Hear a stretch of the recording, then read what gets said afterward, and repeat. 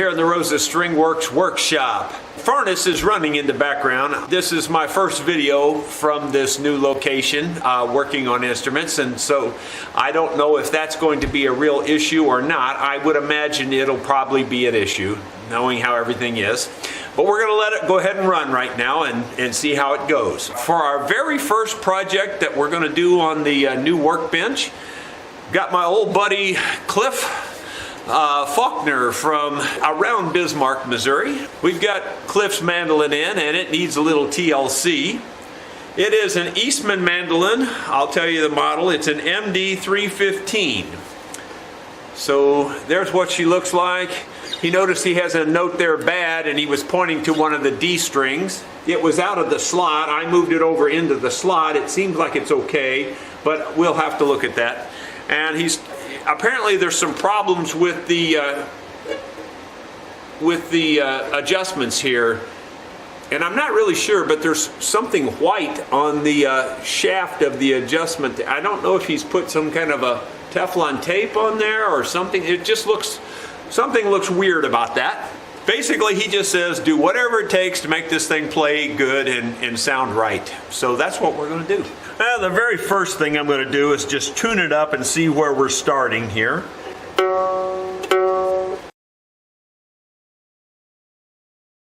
As I was tightening up this A string, I could feel it giving and it's slipping, and it's slipped right back here. The wrapping around the string has given way and it's just broken loose. So I'm just going to have to cut that one out of my way for now.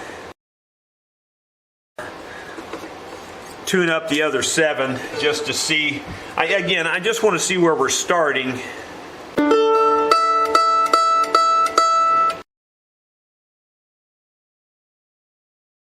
Well, that's a starting point. Let me just play it a little bit to see what it's like.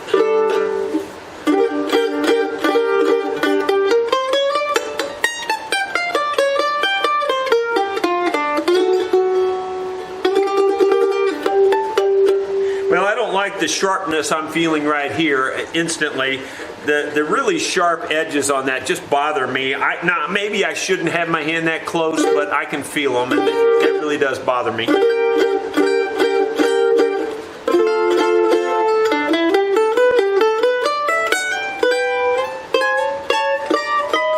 Otherwise, I don't really see too much of a problem. It holds the pick down pretty close.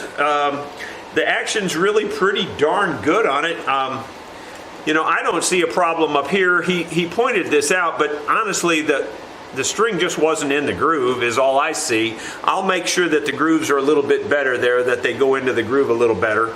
I don't really see much wrong. Now, the bridge itself, I don't like too much. There's a problem there, and maybe you can see that the bridge feet are sitting flat on the mandolin, but then the top is canted forward quite a bit. I don't know how well that'll show up there. We do have a deer antler saddle that he included in here, and apparently he bought this from me. I guess just never did get it on or didn't get it put on or something. I think we'll see about putting that on and straightening it out. I think it should work fine. This saddle looks good to me. I don't see any problem with it. I'm going to take the strings off the mandolin first.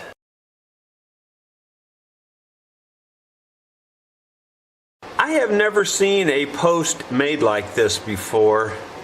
It looks to me like these posts are either coated in that nylon thread tape, or the posts are made out of nylon. Nope, it's the thread tape. I've never seen that before. I would assume it's there to take up space. I don't care for this too much. The base itself isn't too bad, but the posts are pretty big and clunky. I don't know. It just doesn't look that great. If I'm exaggerating, this post is leaning like this. This post. It's leaning out. This post is pretty straight, but it's leaning out a little bit too. I don't know if you can see it on camera or not, but they are. The bridge itself appears to be ebony, so it looks like it's okay. We'll see if we have one in stock, and I truly don't know if I do or not. Well, I was checking, and I don't have another one of these bridges in stock, and, you know, I'm kind of torn, to be honest. If it were my mandolin, I'd just go ahead and use this bridge. I don't see a real problem with it other than the little minor points I pointed out. Like I said, the post is leaning a little bit, but that doesn't really hurt anything, especially when I put my Antler saddle on here. It fits these posts pretty snugly, and it has them pulled back where they should be. And I think, in fact, it even sits pretty straight on here. I don't see it leaning. This one had much bigger holes, and I think that was part of the problem. It was leaning, you know, in different places. I don't think it's going to be a problem if we go ahead and use it. Now, I will be the first one to tell you, because we've pulled this back into place with this Antler saddle, the feet now have been pulled a little bit, and they don't fit flush on the top, but we can fix that. So I think that's what we're going to do. I really think that's the right decision in this case. I think it'll be fine. But before we get to that detail, the nut up here has got a few little minor issues also, and I know Cliff wants this to be as good as we can get it. I'm using the saw first. I'm not really sawing anything. I mean, it probably looks like I am, but I am just kind of looking at the slots to see if I see a real problem, and I don't really see a real problem. They look okay. I've got the 40 here. It's actually a 42, and I'm just going to lightly touch these slots so that there's enough room for the string. I think, if anything, the slots were pinching the string a little bit. That's what it looks like to me.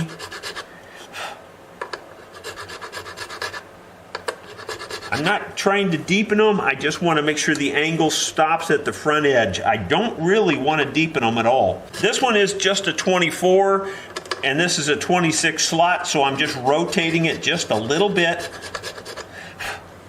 So that's how you can handle it when you don't have the file slot you need exactly. You just rotate it a little bit like that, and you'll be fine. You really will. It doesn't take much to make 1/1000th of an inch.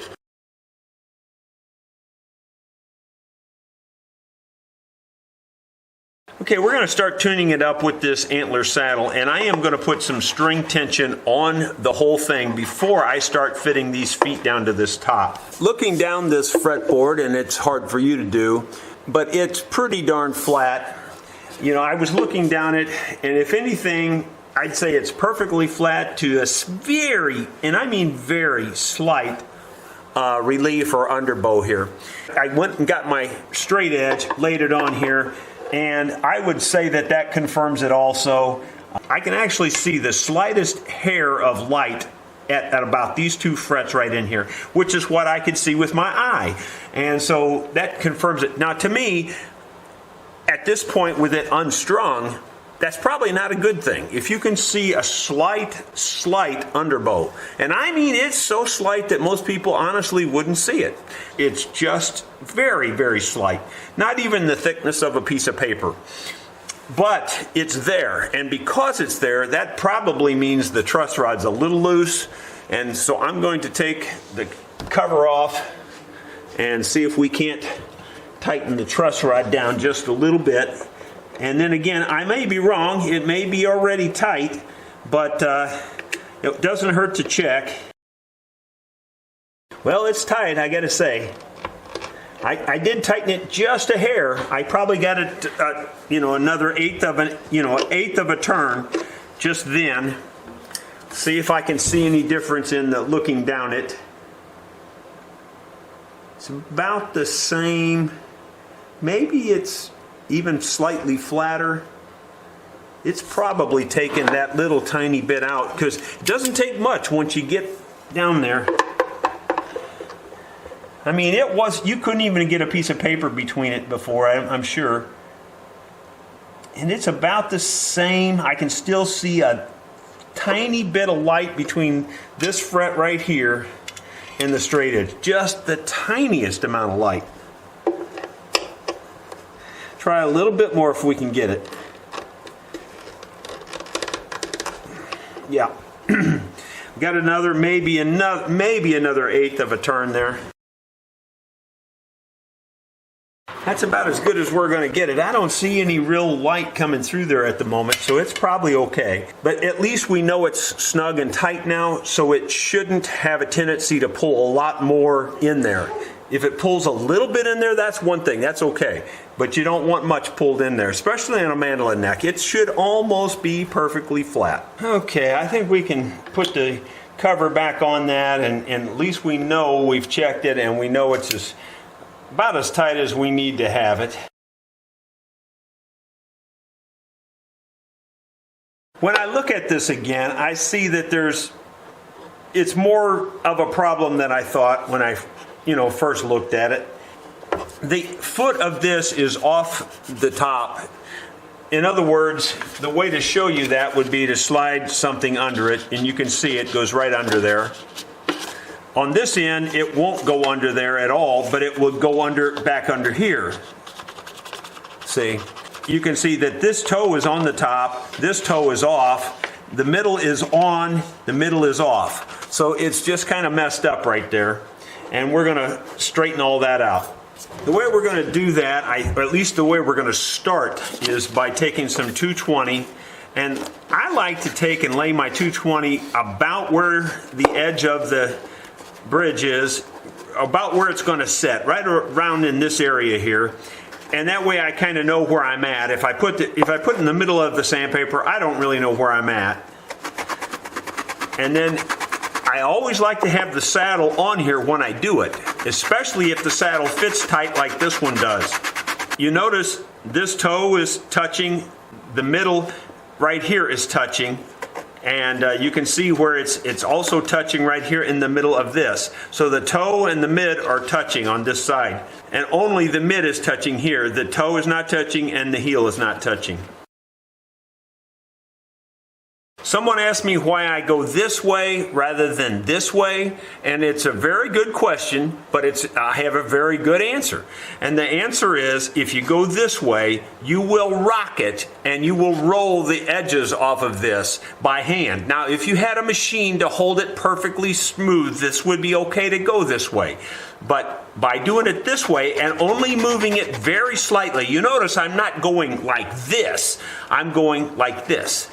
And by just moving that little bit, this just sets it right down on there. It's the perfect way to do it, in my opinion, and you don't have to worry about rocking this and getting your bridge setting at the wrong angle. Also, by doing this, I can even control the angle a little bit. If I want to put a little bit of pressure on the back side so that the bridge stands up better, that's not a problem doing it this method. Doing it the other method, very difficult to control.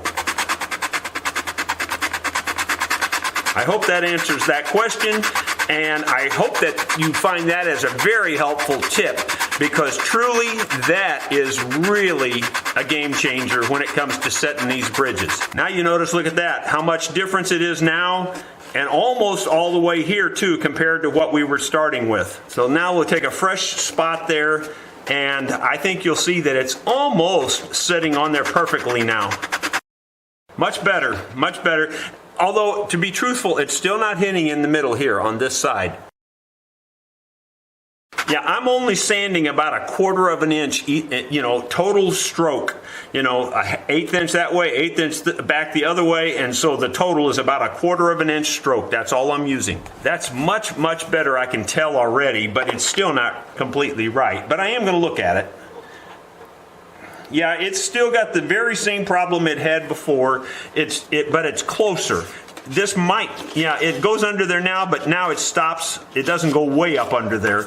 And this will probably, no, it doesn't quite go into, it really doesn't go under there anymore, but I can see light through there. So we're much closer. We're doing the right thing. We just got to do more of it. I personally also do fiddle bridges the same way. Now, I know the old timers and the traditionalists will say it's wrong, you shouldn't do it that way, but I get perfect results. And they can do whatever they want, and I'll do whatever I want. You can see the toe is just starting to catch out there a little bit. So we ought to be pretty close now. And there's less in the middle there that's not hitting. So we ought to be very close. Let me look at it again. Boy, that is getting very close. If I wasn't so nitpicky, I'd say that was finished. But it can still be a hair better than that. And that's what we're going to go shoot for, is just to make it that much better. Hopefully this will show up in the camera, but maybe you can see, and I'm going to point it out to you, it's still not rubbing in this little area right here. It's still not rubbing in this little area right here. And that's just, just the way it is at the moment. If we keep sanding, then eventually this will get smaller and this will get smaller. And for the record, just so you know, I do always put just the slightest bit of back pressure on this, because when it's sitting here, I want it to, and I'm exaggerating, but I want it to lean backwards a little bit, because everything pulls forward on these things, everything, and they're wanting to go forward all the time. So if you have just the slightest amount of back relief to it, or back angle, you're much better off. Now look, watch how good that sits on there now. You could probably drop it and it'll lay in there. It's really sitting flat. It's really sitting stable. It's not going to move. It's really sitting on there well. If we look at the detail of it, this is still a little smaller than it was. This has almost disappeared, just a little bit of a hint of it right there, but it's getting much better each time I do it. One way you can clean your sandpaper off is to drag it on your carpet like this, and it's just a very fine dust. It doesn't hurt anything. It's not going to hurt the instrument. It's not going to hurt anything. And then I vacuum this between instruments every time and clean all the dust out of there. But that's the way you can clean your sandpaper, so you can keep using your sandpaper rather than building it up where you can't do anything with it. Well, it's almost gone now. If you can see, that little tiny tip is all that's left. And this is gone. I mean, I can see a little slight dusting there, but it's so small amount that, for all intents and purposes, it's touching. That's just about as good as it's dusty right there in that corner, but it's basically touching. It's really fine in my opinion at this point. Yep, that's even better. So now you can see it's just smooth all the way across. So now it's there. It's perfect. You can see how it just sets itself down and goes right to that spot. So let's put the strings back on this baby and see where she's at. Incidentally, because I know I'll get the question, you didn't level the frets, you didn't recrown the frets. I'm looking down them and I can tell for sure they're perfect. There's nothing wrong. There's no fret wear. They're just perfect, and there's no point in spending the customer's money. Now, granted, once we string it up and get the last little detail, I'll be able to tell, is there anything going on there, any buzzing or any problems? And if there is, we'll fix them. But right now, I would say we would just be spending good money for no reason. We're going to put these LS250s on here that Cliff sent along in the case. I'm pretty sure I know where he got those. These LS250s. They're a great string for making a mandolin have an even woodier tone. Now, the problem I have stringing this mandolin up is this tailpiece. Don't get me wrong, this is kind of a double-edged sword tailpiece. It's solid brass, it's a heavy-duty tailpiece, therefore it's like a 10 in that regard. Where I think it falls short is actually putting the strings on it. It's a little more complex in some ways putting strings on it. Although this one wasn't too bad this time. I've seen other ones made like this where it's just like you fighting it to get the string down on this. This one, that string went on easy. Let's see how the rest of them go. Let's take the opportunity to show my stringing method again. I seem to get wonderful feedback on this method every time I show it, and so let's show it again. And that is, you pull your string tight. You notice I've already got it hooked up down there. It's already going over the saddle, and now we pull the string up tight around the post, and you always go from the inside of the post out around the post like this. You pull it tight. You wrap it once, and then you wrap it again, and then you go over.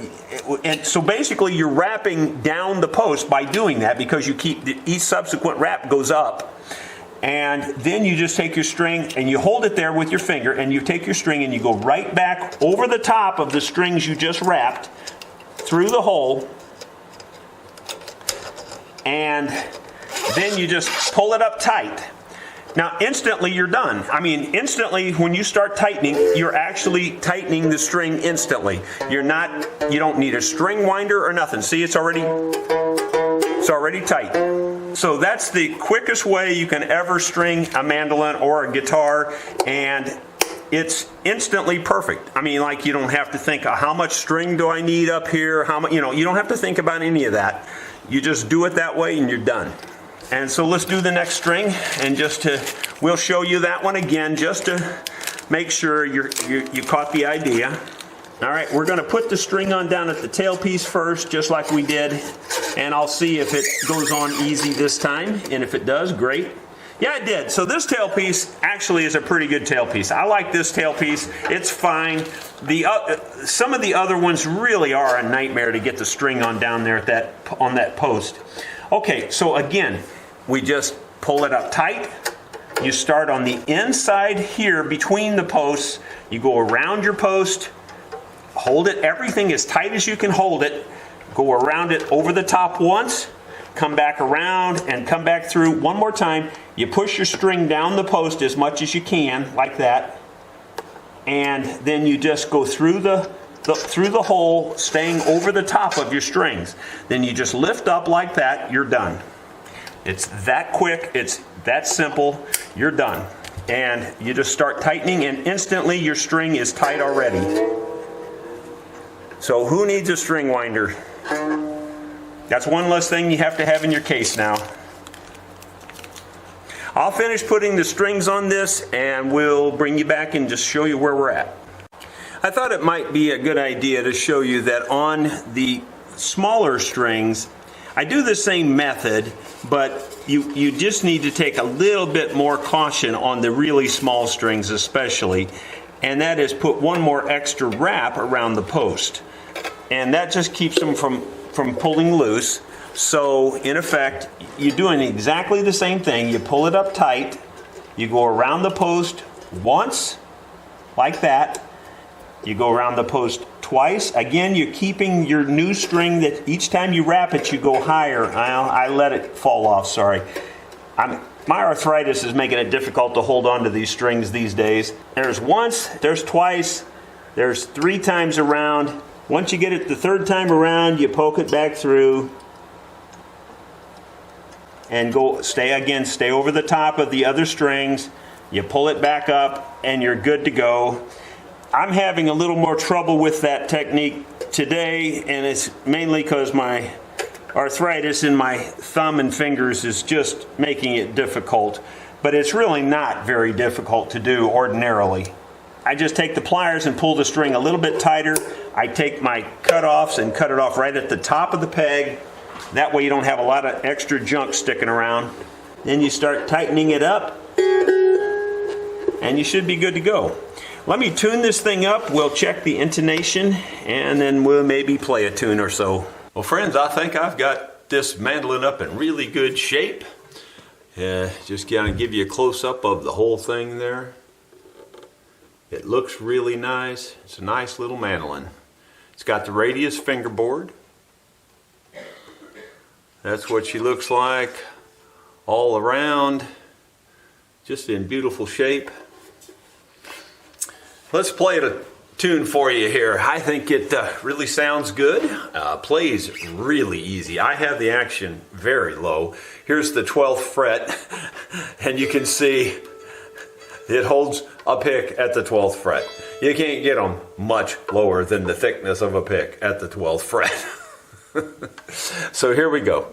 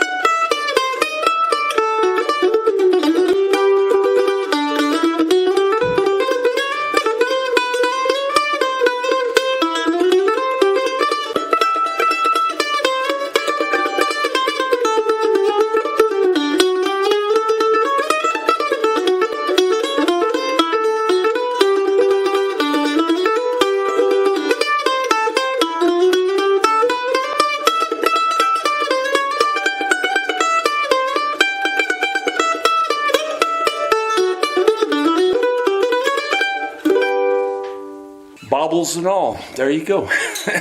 Yeah, it's early in the morning. My excuse is it's really early in the morning and my hands haven't woke up yet from the arthritis bath all night. But anyway, it does sound good. It plays really easy. I hope Cliff will be happy with that. So Cliff, I hope you play it in good health. Thank you for the business and thank you all for watching.